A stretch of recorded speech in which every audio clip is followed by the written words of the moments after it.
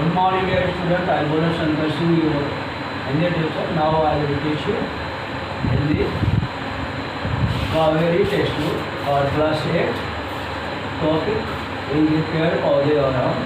That is only for reading. Suprabhatam, मैं बोला शंकर सिंह आपका हिंदी अध्यापक.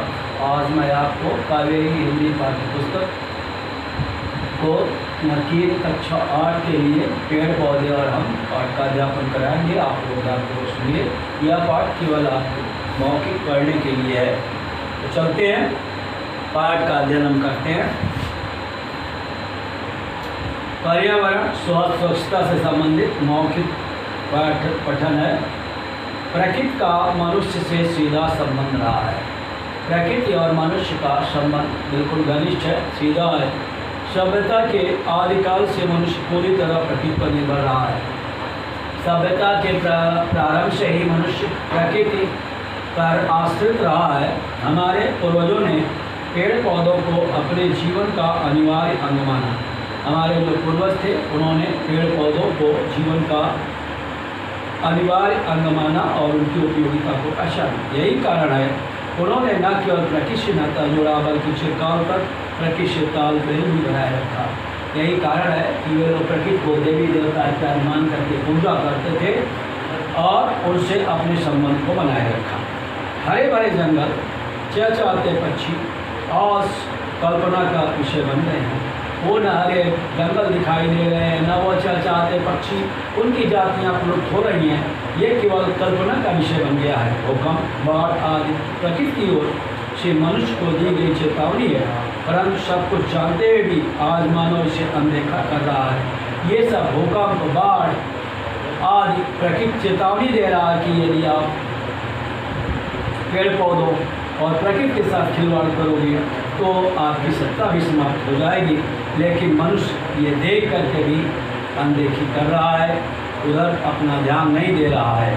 वास्तविकता ये है बढ़ती आबादी और आधुनिक जीवन को विभिन्न आवश्यकताओं की पूर्ति के लिए जंगलों को बड़ी बेरहमी से काटा गया. जैसे जैसे आबादी बढ़ी, जनसंख्या बढ़ी, वनों को काट करके वहाँ पे बसने लगे और अनेक कामों के लिए भी वनों की लकड़ियों का उपयोग किया जाने लगा.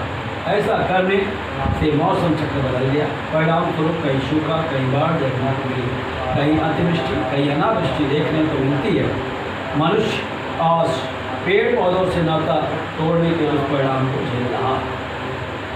मनुष्य आज पेड़ हमारे मित्रों की तरह जो समय समय पर हमारे दुर्गुणों को दूर करते हैं. पेड़ पौधे भी वातावरण को साफ करते रहते हैं. काजू मित्र होते हैं, सन्मित्र होते हैं. वे समय समय पर हमारे दुर्गुणों को आलोचना इत्यादि सलाह के माध्यम से दूर करते रहते हैं.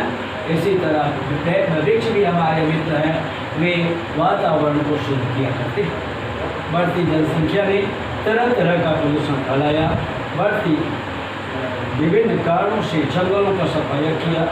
अतः स्थिति यह है कि न तो सांस लेने के लिए शुद्ध हवा है, न पीने के लिए स्वच्छ. अब स्थिति यह आ गई है कि न तो हमें शुद्ध हवा मिल रही है, न तो शुद्ध पीने के लिए जल. संसार भर में तरह तरह के रोग फैल रहे हैं. प्रदूषण से होने वाले इस विनाश का एकमात्र कारण यह है कि मानव ने प्रकृति के प्रति अपने कर्तव्यों से भूल गए. अब एक मित्र के साथ क्या कर्तव्य होना चाहिए, मनुष्य किस ओर ध्यान नहीं दे रहा है. प्रकृति के बिना मानव जीवन संभव नहीं. पेड़ पौधे हमारे जीवन का आधार है. भारतीय संस्कृति में इस तत्व को बड़ी गहराई से समझाया. हमारे पौराणिक ग्रंथों में प्रकृति के विभिन्न तत्वों की पूजा का वर्णन मिलता है. हमारे देश में तुलसी, पीपल, बरगद आदि की आराधना आज तक की जाती है. वृक्ष प्रकृति की सुंदर और अमूल्य भेंट है. उनके प्रति आदर का भाव रखने का मूल कारण यही था कि अति प्राचीन काल से ही भारतीय ऋषि मुनियों ने इस तथ्य को जान लिया कि वृक्षों के अभाव में मानव के अस्तित्व की कल्पना तक नहीं की जा सकती. हमारे पूर्वज हमसे कहीं अधिक बुद्धिमान थे. वे जान गए थे कि बिना प्रकृति के हमारे जीवन की कल्पना भी नहीं की जा सकती. यही कारण था कि घर के आंगन में तुलसी, नीम आदि लगाए जाते थे. देवालयों में बरगद, पीपल, बेल, आम आदि के वृक्ष लगाए जाते थे. प्रत्येक प्रकार के धार्मिक अनुष्ठानों में आम, अशोक, केले आदि के पत्तों का उपयोग किया जाता था.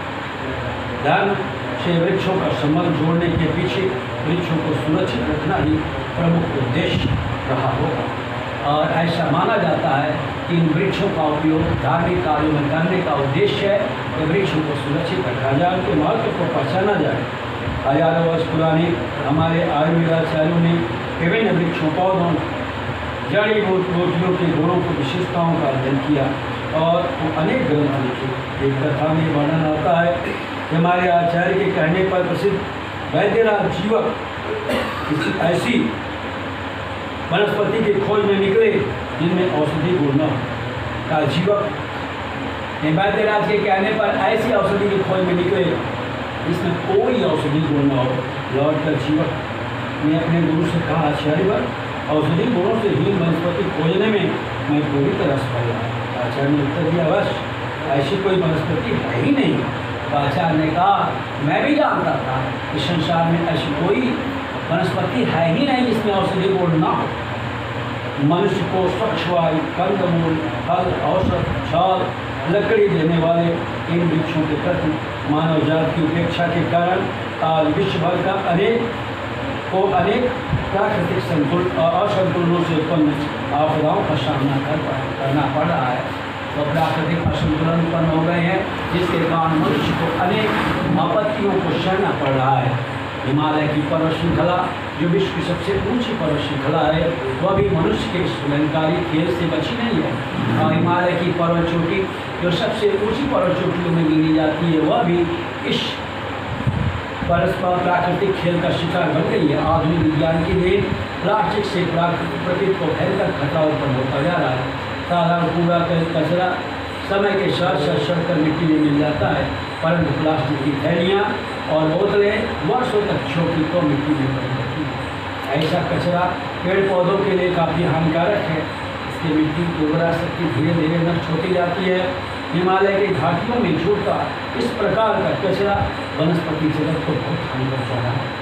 वृक्षों और पशु पक्षियों की अनेक प्रजातियाँ समाप्त होती जा रही हैं। आकर्षक रंग रूप वाले जीवों का आश्रय स्थल और प्राकृतिक वातावरण दोनों ही मनुष्य ने छीन लिया। आश्रय स्थल और प्राकृतिक वातावरण दोनों ही मनुष्य ने उसे छीन लिया, प्रकृति के साथ खिलवाड़ करके। आज विश्व स्तर पर वृक्षारोपण कर धरती को बचाने के कार्यक्रम चल रहे हैं। हमारे देश में भी वन संपदा के विस्तार के लिए वन विकास नियम स्थापित किए गए हैं। प्रत्येक राज्य में जीव जंतु और वृक्षों की प्रजातियों के संरक्षण के लिए राष्ट्रीय उद्यान और अभयारण्यों की स्थापना की जा रही है। नगरों में स्थान स्थान पर पट्टियाँ बनाई जा रही हैं, उसमें तरह तरह के वृक्ष रोपे जा रहे हैं ताकि प्रदूषण पर नियंत्रण के साथ साथ सुंदरता में वृद्धि हो, धरती का जल स्तर बढ़े, मौसम चक्र अपने सामान्य रूप में आ जाए। वैज्ञानिक विभिन्न औषधीय गुणों से युक्त वृक्षों के विषय में अध्ययन और परीक्षण कार्य में जुटे। गंगा जैसी नदियों के उद्गम स्थल दोनों किनारों पर वृक्षारोपण अभियान चलाए जा रहे हैं। वृक्षों के संरक्षण के लिए कठोर कानून बनाए गए हैं। वृक्ष काटने वालों के लिए कड़े दंड का प्रावधान किया गया है। धरती को हरा भरा बनाने में युवा पीढ़ी के योगदान की विशेष आवश्यकता है। विद्यार्थियों को वृक्षारोपण अभियान में चढ़ बढ़कर हिस्सा लेना चाहिए। आप लोग विद्यार्थी हैं, आप लोगों को वृक्षारोपण अभियान में आगे बढ़कर के हिस्सा लेना चाहिए। अपने प्रत्येक जन्मदिवस पर यदि हर व्यक्ति एक वृक्ष लगाए तो कल्पना करो भारत कितना हरा भरा और स्वच्छ वातावरण युक्त देश हो जाएगा। प्रत्येक नागरिक को समझ लेना चाहिए कि वृक्ष लगाना, उसकी देखभाल करना वृक्ष के प्रति उपकार नहीं, अपितु स्वयं और आगे आने वाली पीढ़ियों के संरक्षण की दिशा में एक स्वस्थ कदम है। हमें वृक्षारोपण को पर्व की तरह मनाना आरंभ कर देना चाहिए। जिस तरह हमारे देश में फसलों से संबंधित अनेक पर्व मनाए जाते हैं, उसी तरह कुछ देशों में वृक्षारोपण से संबंधित पर्व मनाए जाते हैं। इजराइल में तो शिविर नामक पर्व और सब बच्चे मिलकर जगह जगह पौधे लगाते हैं। यह अनेक वर्षों से संतानों के अवसर पर वृक्षारोपण की परंपरा है। इसकी देखभाल की जिम्मेदारी बाद में उसी संतान पर होती है। इंग्लैंड में मे डे के अवसर पर गांव में सामूहिक रूप से वृक्षारोपण किया जाता है तथा दावतें होती हैं। कहते हैं रोमन लोग जब यहाँ आए तब से इस पर्व की शुरुआत हुई। इस प्रकार के त्यौहार भी वृक्षारोपण की दिशा में एक शुभ परंपरा बनाते हैं। वर्तमान पीढ़ी यदि पेड़ पौधे की महत्व भली बात समझने लगे तो अब इन परिस्थितियों पर काबू पाया जा सकता है। लेकिन ये संकल्प भाग था, इसको केवल पढ़ने के लिए था और इसे पढ़कर के बता दिया गया। अब आगे मुक्त की आकांक्षा, ये पाठ 5।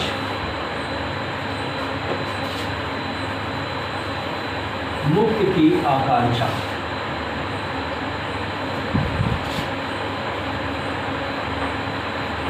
मुक्त की आकांक्षा, आकांक्षा इच्छा, मुक्ति स्वतंत्रता की इच्छा, प्रबल इच्छा।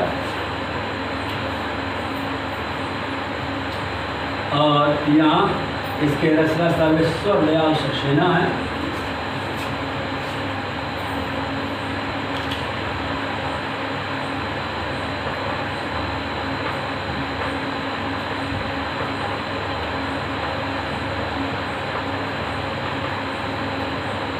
सर्वेश्वर दयाल सक्सेना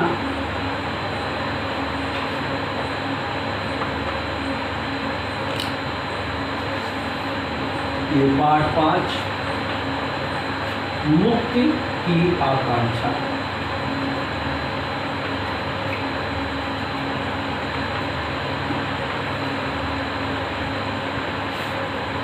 ये 5वां पाठ है कक्षा 8 के लिए, जिसके रचयिता हैं सर्वेश्वर दयाल सक्सेना। सर्वेश्वर दयाल सक्सेना का जन्म उत्तर प्रदेश के बस्ती जिले में 15 सितंबर 1927 को हुआ। तो सर्वेश्वर दयाल सक्सेना का जन्म बस्ती जिले में 15 सितंबर इसी महीने में, आगे आने वाले महीने में 1927 को हुआ था। इनकी शिक्षा दीक्षा वाराणसी के प्रयाग विश्वविद्यालय में हुई, तो यहाँ वाराणसी काशी और प्रयाग विश्वविद्यालय में हुई। उन्होंने विभिन्न क्षेत्रों में कार्य किया। ये दिनमान पत्रिका के उप संपादक, पराग के संपादक रहे। मुख्य रूप से इन्होंने कविताएं लिखी। कविता के अतिरिक्त उन्होंने कहानी, नाटक, बाल और साहित्य को भी अपनी अभिव्यक्ति दी है। 24 सितंबर 1983 को इनका आकस्मिक निधन हो गया। प्रमुख कृतियाँ खूटियों पर टंगे लोग, पागल कुत्तों का मसीहा, बतूका का जूता, कुछ रंग बकरी आदि इनकी रचनाएँ हैं। तो चलते हैं, पाठ का भी परिचय ले लेते हैं। मुक्ति की आकांक्षा ये पाठ का शीर्षक है। और मुक्ति की अर्थात संसार में प्रत्येक प्राणी की स्वाभाविक आवश्यकता है कि वो स्वतंत्रता का अनुभव करे, स्वतंत्रता की प्राप्ति की इच्छा रहती है। तो सर्व परवशम दुखम सर्वात्मवशम सुखम एतद् विद्या समाज सेना लक्षण सुख दुख हो। तो सुख दुख का लक्षण यही है कि अपने बस में रहना सुख है और दूसरे के बस में रहना दुख है। तो स्वतंत्रता में आनंद की अनुभूति किसी नहीं होती। अंतर केवल इतना है कि हम मनुष्य अपनी इस आवश्यकता को बोलकर अभिव्यक्त कर सकते हैं और अन्य प्राणी इसके लिए मूक संघर्ष करते हैं। जीवन कौशल, प्रभावी संप्रेषण, तनाव से निपटने की क्षमता, नैतिक मूल्य हैं, स्वतंत्रता की चाह, साहस और परिचय, निडरता का भाव, ये इसके नैतिक मूल्य हैं। चलते हैं कविता की ओर। कविता ये आधुनिक कविता है। चिड़िया को लाख समझाओ कि पिंजरे के बाहर धरती बहुत बड़ी है, निर्मम है, वहाँ हवा उन्हें अपने जिस्म की गंध तक नहीं मिलेगी। यूँ बाहर समुद्र है, नदी है, झरना है, पर पानी के लिए भटकना है। यहाँ कटोरी में भरा जल भटकना है, बाहर दाने का टोटा है, यहाँ चुग्गा मोटा है, बाहर बहेलिए का डर है, यहाँ मृदंग कंठस्वर है। फिर भी चिड़िया मुक्ति का गाना गाएगी। मारे जाने की आशंका से भरे होने पर भी पिंजरे से जितना अंग निकल सकेगा निकालेगी और जोर लगाएगी, हर्षु जोर लगाएगी और पिंजरा टूट जाने या खुल जाने पर उड़ जाएगी। सर्वेश्वर दयाल सक्सेना ये कविता है, छोटी सी कविता है, जिसके पक्षी के माध्यम से कि पक्षी स्वतंत्रता के प्रति कितना बेचैन रहता है, कितना इच्छा रखता है। तो बताते हैं कि पक्षी को लाख समझाओ। पक्षी जो कि अपनी अभिव्यक्ति अपनी वाणी से नहीं कर सकता, वो अपनी मुक्ति का संघर्ष करता है और मुक्त संघर्ष करता है। ऐसे पक्षी को लाख समझाओ कि पिंजरे के बाहर धरती बहुत बड़ी है, निर्मम है, हत्यारे बहुत से लोग हैं, आपको मार सकते हैं। वहाँ हवा तो वहाँ हवा में उन्हें अपने जिस्म की गंध तक नहीं मिलेगी, वहाँ हवा में उन्हें अपने शरीर का एहसास नहीं होगा, क्योंकि धरती बहुत बड़ी है। यूँ बाहर समुद्र है, नदी है, झरना है, पर पीने के लिए पानी के लिए भटकना है। बाहर समुद्र है, धरती है, और समुद्र है, झरना है, नदियाँ हैं, पानी के बड़े बड़े भंडार हैं, लेकिन फिर भी पानी के लिए मेहनत करना है, थोड़ा बहुत तो घूमना अवश्य पड़ेगा, उड़ना पड़ेगा, जलाशय तक पहुंचना पड़ेगा। लेकिन यहाँ पिंजरे में कटोरी में पानी रखा है और उसे केवल बिना परिश्रम के झटकना है। यहाँ बाहर दाने का टोटा है, टोटा का मतलब कमी है, बाहर दाने उतने आसानी से नहीं मिलेंगे। अगर दाने मिलेंगे तो कहीं बहेलिए के दाने भी मिल सकते हैं, जिनमें जाल में भी पड़ सकते हैं। लेकिन यहाँ तो चुग्गा मोटा, यहाँ तो बहुत ही ज़्यादा पक्षियों के लिए जो चारे हैं, दाने हैं, वो सब उपलब्ध है। बाहर बहेलिए का डर है, बाहर अगर निकले तो बहेलिए पकड़ सकते हैं, आपका शिकार कर सकते हैं। यहाँ निर्द्वंद कंठ स्वर है और यहाँ पर बिल्कुल बिना चिंता के कंठ स्वर से जो होता है, मुक्त कंठ से गा सकते हैं। फिर भी चिड़िया मुक्ति का गाना गाएगी, फिर भी चिड़िया सोचेगी कि कब हम पिंजरे से मुक्त हो जाएं। मारे जाने की आशंका से भरे होने पर भी, यद्यपि बाहर निकलने पर उन्हें मारे जाने का भय है, उनकी हत्या हो सकती है, किसी के शिकार बन सकते हैं, फिर भी पिंजरे से जितना अन्न निकल सकेगा निकालेगी चिड़िया। और यदि संयोग से हर्षु जोड़ लगाएगी, हर संभव जोड़ लगाएगी, यदि हर तरफ जोड़ लगाएगी, हो सकता है यदि किसी ढंग से पिंजरा खुल जाए या टूट जाए तो वह चिड़िया तुरंत उड़ जाएगी, इतना सुविधा को छोड़ करके। क्योंकि मुक्त की आकांक्षा, मुक्त की इच्छा हर प्राणी को होती है, हर तरह से स्वतंत्र जीना चाहता है, चाहे उसे अच्छा भोजन मिले या ना मिले, वह जीने के लिए जो होता है स्वतंत्र है। और वह परतंत्रता में बहुत ही अच्छा भोजन इत्यादि को वह पसंद नहीं करता है। ये रहा आज का पाठ और यहीं पे ये पाठ समाप्त होता है। फिर अगले दिन हम आपको इसका शब्दार्थ और पढ़ाएंगे, आप इसे अच्छी तरह समझ लें। अगले दिन